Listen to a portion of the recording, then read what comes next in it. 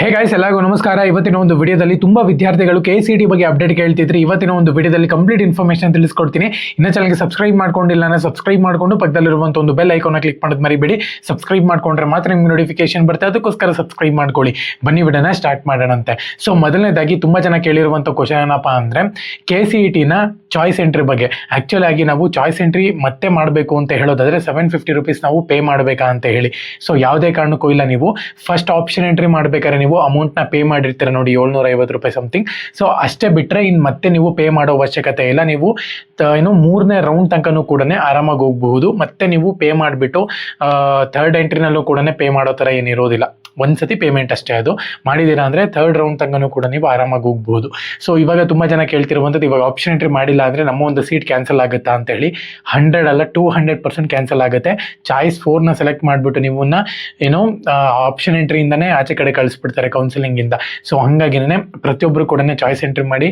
ಇನ್ನೇನು ಇನ್ನೊಂದು 5-6 ದಿನದಲ್ಲಿ ನಿನ್ನ ಒಂದು 7-8 ದಿನದಲ್ಲಿ ನಿಮ್ಮ ಒಂದು ಚಾಯ್ಸ್ ಎಂಟ್ರಿನೂ ಕೂಡ ಮುಗ್ದೋಗುತ್ತೆ. ಸೊ ಅದಕ್ಕೋಸ್ಕರನೇ ಪ್ರತಿಯೊಬ್ಬರು ಕೂಡ ಚಾಯ್ಸ್ ಎಂಟ್ರಿ ಮಾಡಬೇಕಾಗುತ್ತೆ. ಯಾವುದೇ ಕಾರಣಕ್ಕೂ ಕೂಡ ಮರೆಯಕ್ಕೆ ಹೋಗ್ಬೇಡಿ. ಮತ್ತೆ ತುಂಬಾ ಜನ ಕೇಳ್ತಿರುವಂಥದ್ದು, ಈ ಸತಿ ನನ್ನ ಒಳ್ಳೆ ಕಾಲೇಜ್ ಸಿಗುತ್ತೆ ನಮಗೆ ಸೆಕೆಂಡ್ ರೌಂಡಲ್ಲಿ ಅಂತ ಕೇಳ್ತಿದ್ದೀರಾ. ಸೊ ನಿಮ್ಮ ಒಂದು ಆಪ್ಷನ್ ಎಂಟ್ರಿನಲ್ಲಿ ಯಾವ ಕಾಲೇಜ್ ನೀವು ಏನೋ ಅಲಾಟ್ಮೆಂಟಲ್ಲಿ ಹಾಕಿದ್ದೀರೋ ಅದು ತುಂಬ ಇಂಪಾರ್ಟೆಂಟ್ ಆಗಿರುತ್ತೆ. ನೀವು ಪ್ರಿಫರೆನ್ಸಲ್ಲಿ ಯಾವ ಕಾಲೇಜ್ನ ಹಾಕಿದ್ದೀರೋ, ಪ್ರಿಫರೆನ್ಸಲ್ಲಿ ಯಾವ ಕಾಲೇಜ್ನ ರಿಮೂವ್ ಮಾಡ್ತಿರೋ, ಸೊ ಇವೆಲ್ಲನೂ ಕೂಡ ಮ್ಯಾಟ್ರ್ ಆಗುತ್ತೆ second round of ಕೌನ್ಸಿಲಿಂಗ್ನಲ್ಲಿ.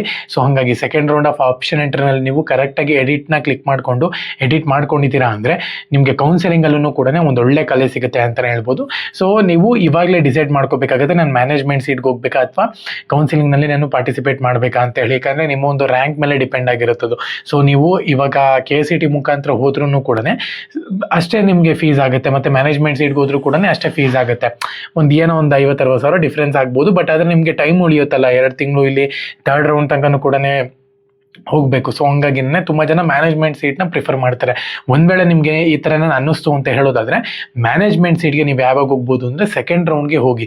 Second round ತನಕನೂ ಕೂಡ ಸೀಟ್ನ ಹೋಲ್ಡ್ ಮಾಡ್ಕೊಂಡು ಇಟ್ಕೊಂಡು ಸೆಕೆಂಡ್ ರೌಂಡಲ್ಲಿ ನಿಮ್ಗೆ ಸೀಟ್ ಅಲಾಟ್ಮೆಂಟ್ ಆಗಿಲ್ಲ ಅಂದರೆ ಸೆಕೆಂಡ್ ರೌಂಡ್ಗೆ ನೀವು ಆರಾಮಾಗಿ ಆಪ್ಷನ್ ಎಂಟ್ರಿನ ಎಕ್ಸಿಟ್ ಆಗಿಬಿಟ್ಟು ನೀವು ಮ್ಯಾನೇಜ್ಮೆಂಟ್ ಸೀಟ್ಗೆ ಹೋಗ್ಬೋದು. ಇನ್ನೂ ಕೂಡ ಚಾನ್ಸಸ್ ಇದೆ. ಸೊ ನನ್ನ ಪ್ರಕಾರ ಇವಾಗ ಫೀಸ್ ಕಟ್ಬಿಟ್ಟು ನೀವು ಆಪ್ಷನ್ ಎಂಟ್ರಿಗೆ ಬಂದಿದ್ದೀರಾ ಅಂತ ಹೇಳಿದ್ರೆ ಸೆಕೆಂಡ್ ರೌಂಡ್ ತನಕನೂ ಕೂಡ ವೆಯ್ಟ್ ಮಾಡಿ. ಥರ್ಡ್ ರೌಂಡ್ ಬಿಟ್ಬಿಡಿ, ಸೆಕೆಂಡ್ ರೌಂಡ್ ತನಕನೂ ಕೂಡ ವೆಯ್ಟ್ ಮಾಡಿ ಅಂತ ಹೇಳ್ತೀನಿ. ಓಕೆನಾ? ಸೊ ಇವಾಗ ನೀಟ್ ಅವ್ರಿಗೂ ಕೂಡ ಏನೋ ರಿಜಿಸ್ಟ್ರೇಷನ್ ಪ್ರೋಸೆಸ್ ಅನ್ನು ಒಂದು ಸ್ಟಾರ್ಟ್ ಮಾಡಿದ್ದಾರೆ ಅಂತಲೇ ಹೇಳ್ಬೋದು. ಒನ್ಸ್ ಅವ್ರಿಗೆ ರಿಜಿಸ್ಟ್ರೇಷನ್ ಎಂಡ್ ಆಗಿದ ತಕ್ಷಣ ಡಾಕ್ಯುಮೆಂಟ್ ವೆರಿಫಿಕೇಶನ್ ಮಾಡಿಸಿ ಅದಾದಮೇಲೆ ನಿಮ್ಗಿಲ್ಲಿ ಏನೋ ಆಪ್ಷನ್ ಎಂಟ್ರಿನ ಸ್ಟಾರ್ಟ್ ಮಾಡಿಬಿಡ್ತಾರೆ. ಆಪ್ಷನ್ ಎಂಟ್ರಿ ಆಗಿದ ತಕ್ಷಣ ಕೌನ್ಸಿಲಿಂಗ್ ಪ್ರೊಸೆಸ್ ಶುರುವಾಗುತ್ತೆ ಅಂತಲೇ ಹೇಳ್ಬೋದು. ಸೊ ಇವೆಲ್ಲ ಲಿಂಕ್ ಇದ್ದಂಗೆ. ಯಾಕಂದರೆ ನಿಮಗೆ KCETನೇ ಸಪ್ರೇಟು, ನೀಟೇ ಸಪ್ರೇಟು, ಇದರ ಕೌನ್ಸಿಲಿಂಗ್ ಮಾಡೋಕ್ಕಾಗಲ್ಲ ಸೆಕೆಂಡ್ ರೌಂಡಿಂದ. ಯಾಕೆಂದರೆ ಇವಾಗ ನೀಟಲ್ಲಿ ಒಳ್ಳೆ ಮಾರ್ಕ್ಸ್ ತೆಗೆದಿಲ್ದಿರೋರ್ಗೂ ಕೂಡ KCETನಲ್ಲಿ ಇಂಜಿನಿಯರಿಂಗ್ ಸೀಟ್ ಸಿಗುತ್ತೆ. ಸೊ ಹಾಗಾಗಿನೇ ಸ್ವಲ್ಪ ವೆಯ್ಟ್ ಮಾಡಿ. ಓಕೆನಾ? ಆಪ್ಷನ್ ಎಂಟ್ರಿನಲ್ಲಿ ಕರೆಕ್ಟಾಗಿ ಮಾಡಿ. ಎಲ್ಲರಿಗೂ ಕೂಡ ಆಲ್ ದ ಬೆಸ್ಟ್. ಜೈ ಹಿಂದ್, ಒಂದೇ ಮಾತ್ರ.